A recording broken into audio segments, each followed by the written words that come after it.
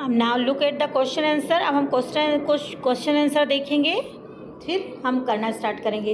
Who was Ramanatha and what did he inherit from his father. So इसमें पूछा क्या गया है कि रामनाथा कौन था और उसे अपने फादर से क्या मिला। सो रामनाथ कौन था? Was a son of landlord.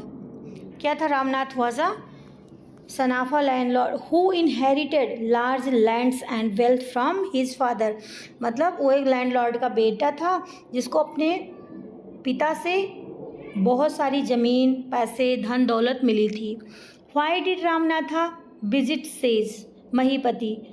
वो उसने सेज महीपति को क्यों विजिट किया, क्यों गया उसके पास, क्यों गया था? So he visited Sage Mahipati to get a magic potion to become richer without hard work। वो गया था कि उसे एक मैजिक पोशन मिल जाए और बिना किसी हार्ड वर्क के वो धनी बन जाए, मीन्स रिच बन जाए। Next question is what strange condition did the sage give Ramnath. कौन सी स्ट्रेंज कंडीशन दी सेज ने कि the sage asked him to collect 5 litres of dew. उसे ऐसी कंडीशन दी कि आप 5 लीटर ड्यू कलेक्ट करो।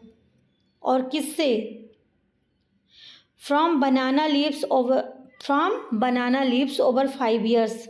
या 5 लीटर ड्यू बनाना लीव्स से कलेक्ट करो, इकट्ठे करो। नेक्स्ट क्वेश्चन है question number 4। How did Ramnath and his wife collect the due. कैसे कलेक्ट किया? Ramnath and his wife planted banana, means plantation किया उसने बनाना की, and collected due every morning from the leaves. क्योंकि ड्यू जो होती है एवरी मॉर्निंग ही, अर्ली मॉर्निंग ही रहेगी। सो दोनों जाते थे अर्ली मॉर्निंग उठ करके ड्यू कलेक्ट करते थे। So what was the real magic potion. Real magic potion क्या है? अभी तो पता चल गया होगा ना कि real magic potion was the hard work and patience.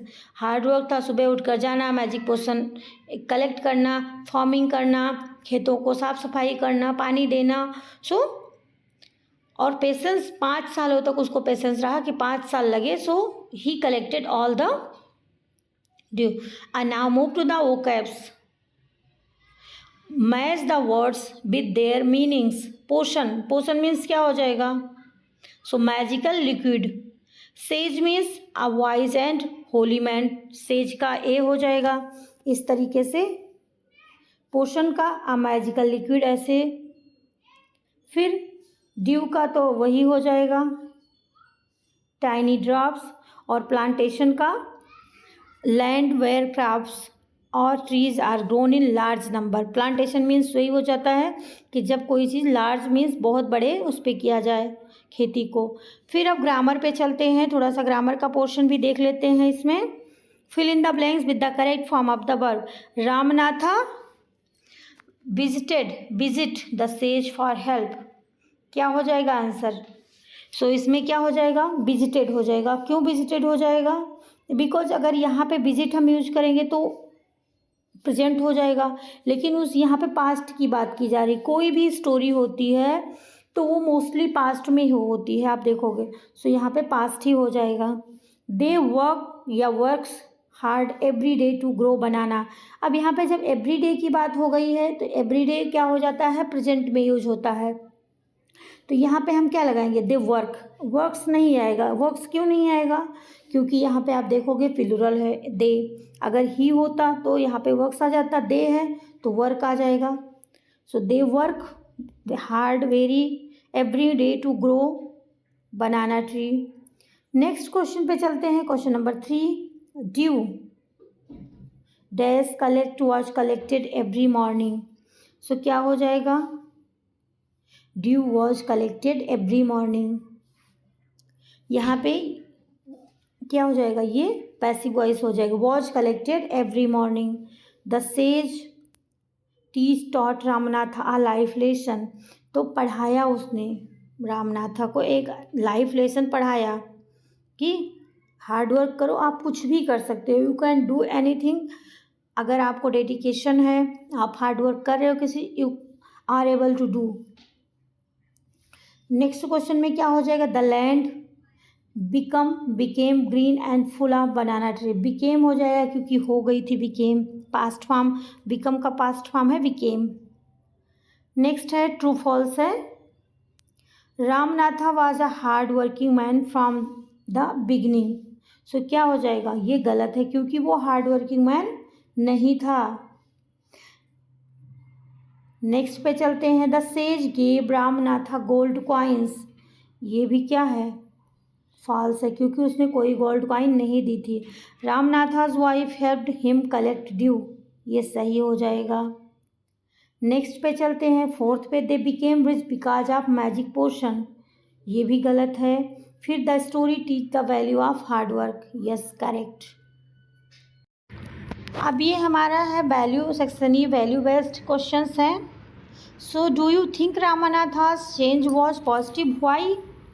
सो रामनाथ बाद में बदल गया था, डेफिनेटली यस, बिकॉज उसे वैल्यू पता चल गई थी। Yes it was positive because he became responsible and successful through honest work, क्योंकि उसको पता चल गया था कि हाँ honest work, there is no any magic potion. So उसको ये पता चल गया था, इसलिए उसने हार्डवर्क करना स्टार्ट कर दिया था। What lesson did you learn from the story? आपने इस स्टोरी से क्या सीखा? आप अपने तरीके से भी लिख सकते हो और आप खुद ऑन वर्ड्स में भी लिख सकते हो कि व्हाट, कि हमने क्या सीखा। सो मैं आपको बता देती हूँ, the story teach that there is no shortcut to success and hard work always pays off. मतलब किसी चीज़ के लिए, किसी भी सक्सेस के लिए कोई शॉर्टकट नहीं है, और हार्ड वर्क अगर आप करते हो तो ये डेफिनेटली आपको कुछ ना कुछ दे के ही जाएगा। So is there any magic potion in real life that can replace hard work? No, strongly no, means नहीं है, आपको हार्डवर्क करना ही पड़ेगा। अब है creative writing. Imagine you are Ramnatha, write a diary entry after 5 years describing your journey of transformation. Imagine करो कि आप रामनाथ हो और आपको एक डायरी एंट्री करना है 5 सालों के बाद में, और अपनी जर्नी को पूरा डिस्क्राइब करना है। ये है section F, creative writing. Imagine करो कि आप रामनाथा हो और आपको अपनी जर्नी को डिस्क्राइब करना है। आपको अपनी 5 years, how you did all that, how you collected dew drops and all the things you have to write down. So describing your journey of transformation, कि हाउ आप ट्रांसफॉर्म कैसे हुए, you have to write your journey. So इस तरीके से हो जाएगी। अब हम आंसर की भी है तो देख लेते हैं ताकि आपको प्रॉब्लम ना हो करने में। ये सारे जो क्वेश्चंस हैं ये चैप्टर से लिए गए हैं, चैप्टर बेस्ड हैं, आपके टेक्स्ट बुक के उस पे नहीं है, उससे रिलेट कर रहे हैं, आपको आंसर मिल जाएंगे सारे इसी से।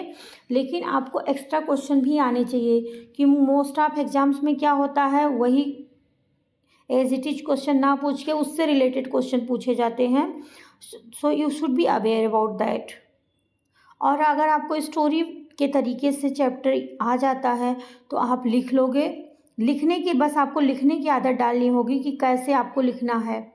सो लिखना पड़ता है एग्ज़ाम में, जबकि बच्चे आजकल लिखना नहीं चाहते हैं। सो लिखना आपको पड़ेगा, लिखने की आदत डालो और छोटे छोटे सेंटेंस पहले लिखना स्टार्ट करो। You will be able to write all the answers by your own, क्योंकि चैप्टर्स इतने हार्ड नहीं हैं, बहुत अच्छे से स्टोरी बेस्ड हैं। आप अच्छे से समझ जाओगे एक बार तो आप सारे क्वेश्चन के आंसर अपने आप से लिख लोगे। So this is the diary entry and that's all, बस इतना ही है। So I hope you will be able to write and I hope you like my video.